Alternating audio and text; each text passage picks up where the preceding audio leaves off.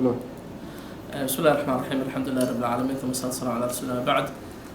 dhammaan salaamaya saldhigga Miir muxuu ahaa taliyihiisa xeryaalaha iyo saakoon insha Allah soo maray muxuu ahaa saldhigga ugu horeeyay bartamaanka soo bilownay muxuu ahaa booqashadeena saldhigyada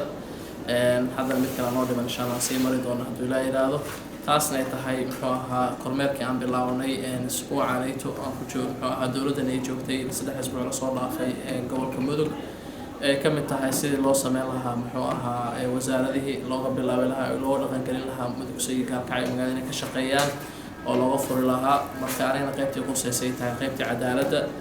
sidii loo hirgelin lahaa wada shaqeynta muxuu ahaa booliiska iyo muxuu ahaa xeer ilaalinta iyo garsoorka maxkamadaha marka intaas ay toona ay wada shaqeyn fara badan ay ka dhaxeyso booliiska iyo muxuu ahaa inama sugidda ay shaqadooda tahay soo qabashadii muxuu ahaa xeer ilaalinta iyo garsoorka inay shaqadooda yihiin heerteeda iyo xalaalinteeda iyo muxuu ahaa ku cadeynteeda intaasba laga rabo inay sameeyaan marka muxuu ahaa ka bacdi qofka haddii lagu helo inuu muxuu ahaa dambiile yahayna dee muxuu ahaa mudankiisa la mariyo hadduusan hayna maxkamadda ay sii daaso cadaaladana waa intaas ayto cadaaladana aan ilaalino ayadana ku noolnahay muxuu ahaa akhri adduun ayadana anficeyso marka taas ayaan ku kuwaabeyna dhammaan shacbiga muxuu ahaa reer Puntland khaasatan muxuu ahaa gobolka Mudug runtii in aad loogu dadaalo laga qayb qaato kaliya wax u yaala shaqada ma aha booliiska iyo xeer ilaalinta maxkamadaha laakiin waa shaqo u taalo shacabka naftiisa u taalo inay ka qayb qaataan cadaaladda inaysan ogolaan laaluush bixiyaan inaysan ogolaan qof kale dulmi inay muxuu ahaa ugu markhaati furaan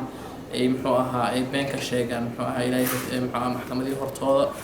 taana lagula xisaabtan laftooda ogaadaan dee aakhire adduun ayaga xisaabta ay saaranta oo keliya mas-uuliyiinta keliya aysan saarnayn ayagana qayb ay ka yihiin marka dee dawladdan waa shacabkaas ay tahay hadduu muxuu ahaa xumaadan dawladdu waa xumaanaysa hadduu hagaagana